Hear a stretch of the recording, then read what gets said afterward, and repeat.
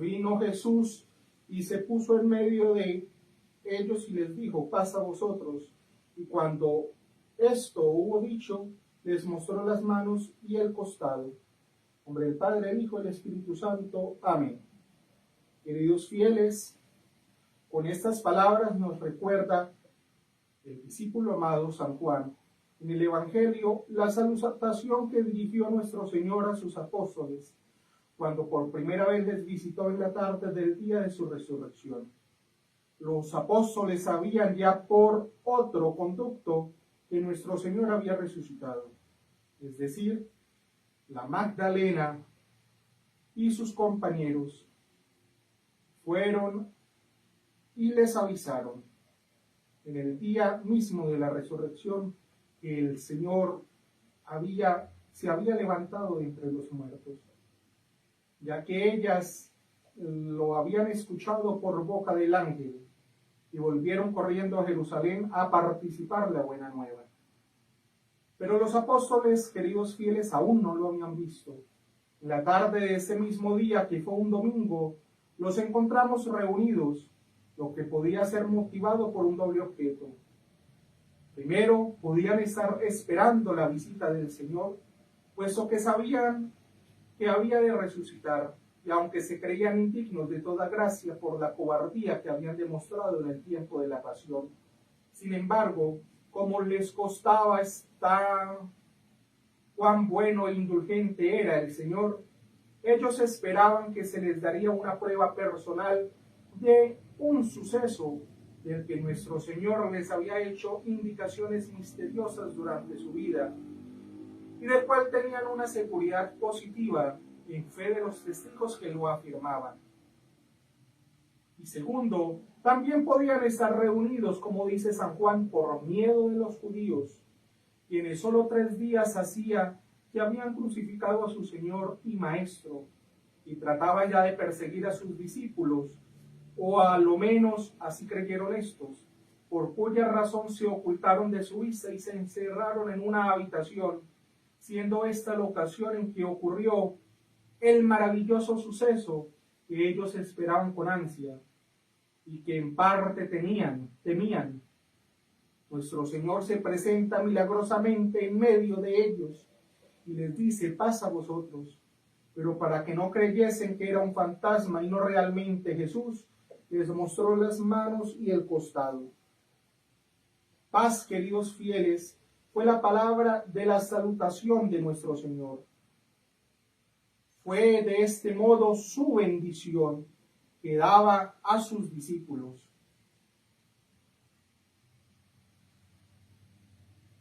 Y de este modo expresó el sentimiento que abrigaba su sagrado corazón en esta primera y solemne visita después de resucitado.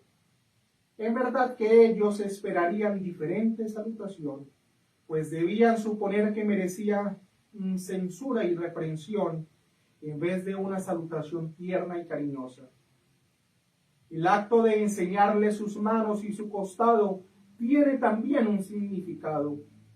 Era como decirles: ese es el precio de la paz que he comprado para vosotros.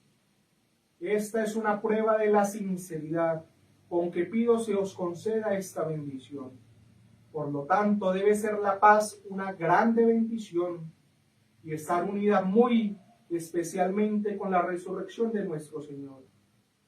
Procuremos, queridos fieles, entender lo que ella es, porque debe interesarnos cuando la Iglesia, al presentarla en este día a nuestra consideración, parece se coloca en el lugar de nuestro Señor y a nosotros en el de los apóstoles. Últimamente, queridos fieles, nos recordó el gran acontecimiento en que el Hijo de Dios fue herido y hoy pone a nuestra vista la bendición de estas heridas. Hoy no hablaré, queridos fieles, sobre lo que los modernistas llaman Domingo de la Misericordia. ¿Por qué? Porque esta está basada en una revelación privada que inclusive fue condenada por la Santa Madre Iglesia y que más tarde los heresiarcas vienen y sacan a luz, diciendo que fue aprobada. La iglesia no se equivoca. Si condenó algo, ese algo quedará ahí condenado. ¿Qué es la paz? ¿Qué es esta bendición conferida por nuestro Señor a sus discípulos y pedida ahora por la iglesia para nosotros? Conocemos algo de su significado por haber quizá experimentado su ausencia y sido tristes víctimas de sus contrarios. Sabemos lo que se entiende por desazón, ansiedad, remordimiento, disensión, sospecha, celos, que han llevado la intranquilidad a nuestra alma, oponiéndose a nuestra felicidad. Hemos leído ejemplos de hombres que, careciendo de paz, se han dejado dominar de la ira y desesperación, y por último han atentado contra su existencia, imaginando libertarse por este medio de la miseria, de la desgracia y de la humillación y del menosprecio. Así sucedió con Aquitopel, que angustiado y envidioso porque se había preferido a su consejo el de Chuzal, este se ahorcó. Y lo mismo vemos realizado en el traidor de Judas. La pérdida de la paz del alma es la mayor desgracia para el individuo, como la guerra es el más grande azote de una nación. Pero cuando poseemos la bendición de la paz, reina en nuestro interior la armonía más saludable. Reina, queridos fieles, en nuestro interior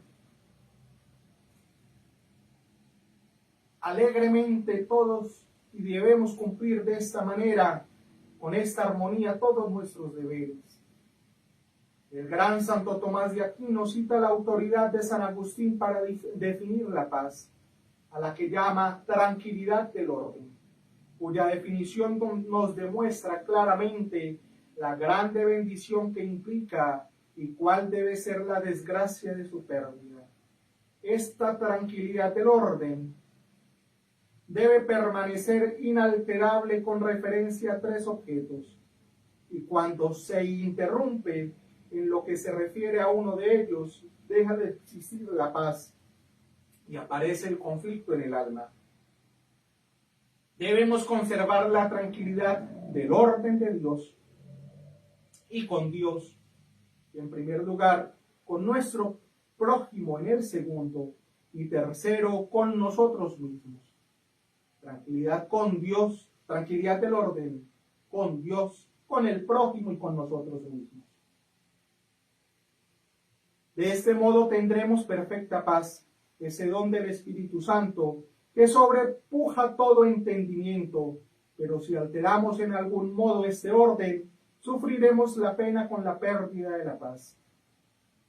Sí, queridos fieles, existe un orden entre Dios y nosotros, que debe mantenerse tranquilo y sin alteración. El primero de los 10 mandamientos nos indica en qué consiste este orden y cómo se debe de observar. Es decir, amar a Dios con todo nuestro corazón, con toda nuestra fuerza, con todo nuestro ser.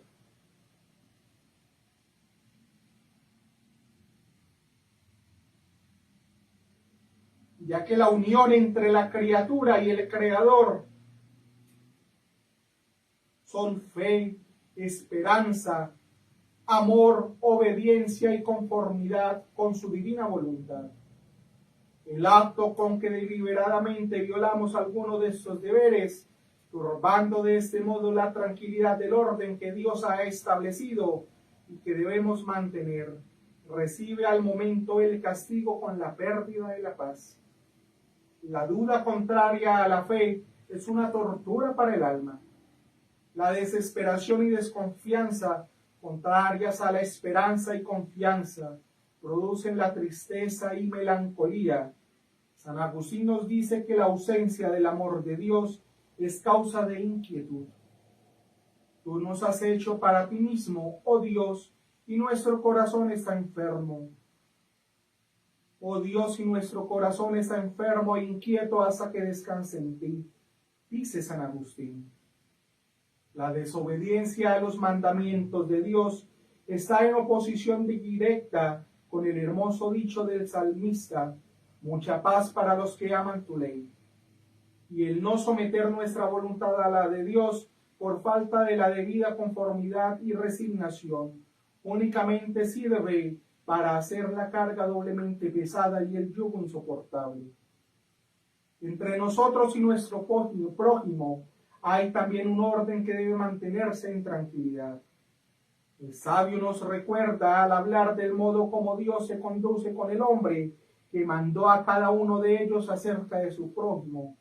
En el momento que lo mandado se infringe, se turba el orden y la paz queda sacrificada.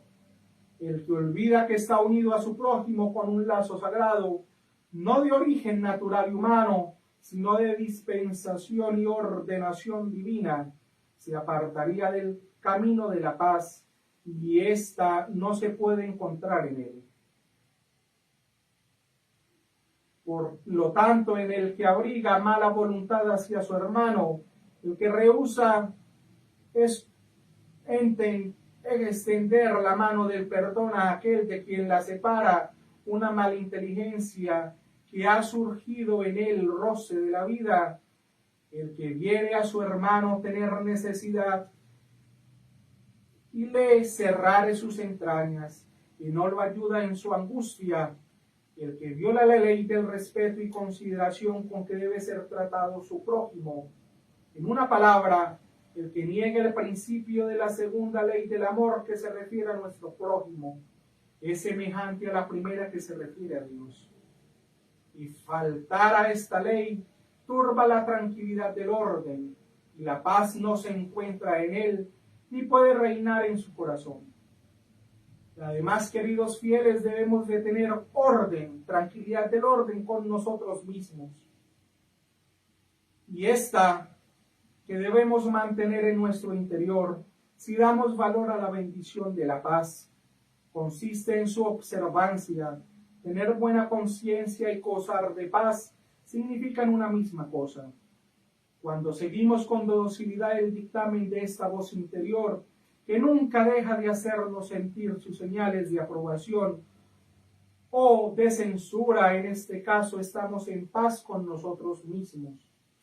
Pero si desobedecemos esta misma voz, al momento experimentamos el resultado de la desobediencia. El pecado estará luego a las puertas. Génesis 4:7. La paz es incompatible con el pecado, pues está escrito no solamente en los sagrados libros, sino en la conciencia de cada persona: el malvado no tiene paz.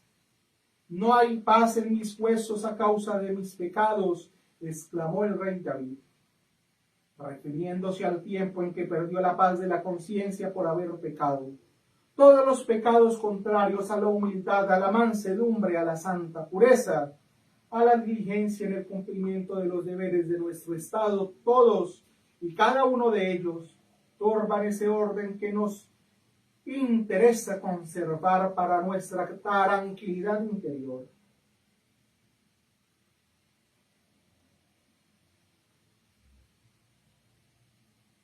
No es pues una bendición, queridos fieles, poder mantener el orden que debe subsistir siempre en nuestras relaciones con Dios, con nuestro prójimo y con nosotros mismos.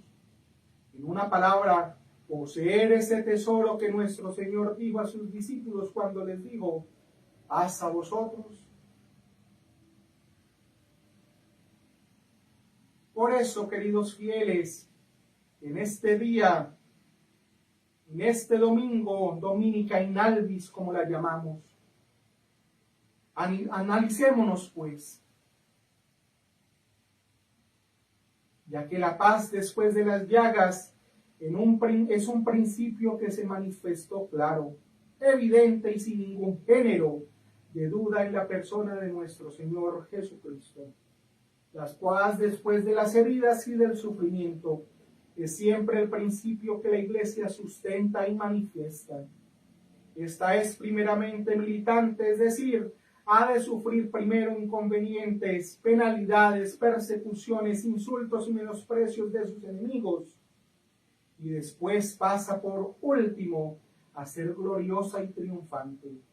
Lo mismo nos debe suceder a nosotros, queridos fieles.